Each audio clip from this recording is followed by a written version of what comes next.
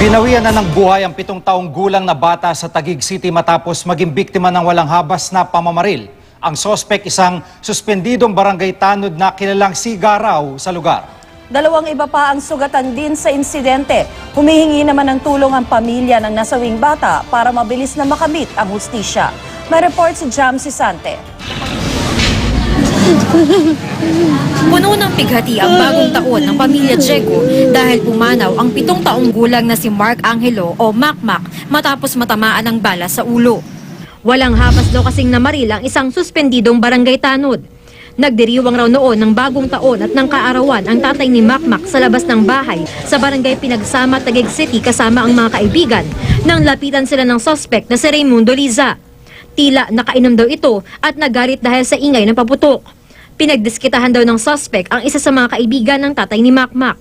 Pinaawat ko na po siya kasi nga po sabi ko bisita ko po.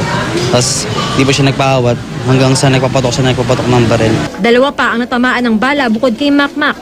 Ang kaibigan ng tatay ni Makmak na si John Edward Pascual na tinamaan sa dibdib at tiyan at nasa critical na kondisyon ngayon. At ang isa pang kaibigan na ito na nadaplisan ng bala sa hita.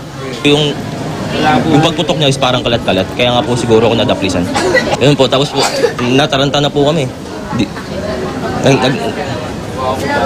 Nagtakbo na po kami. Ang suspect ay barangay tanod ng barangay Southside ng Makati City na nasa boundary ng Taguig. Pero sinuspende si Liza nito lang Disyembre dahil daw sa indiscriminate firing. Kilala itong siga sa lugar. Humihingi ang pamilya ni Makmak ng tulong na makamit ang hustisya. Tulungan niya po kami mahuli yung bantay bayan po nila sa Southside. Walang kasalanan yung apo ko, nagaupo lang. Bakit nadamay pa?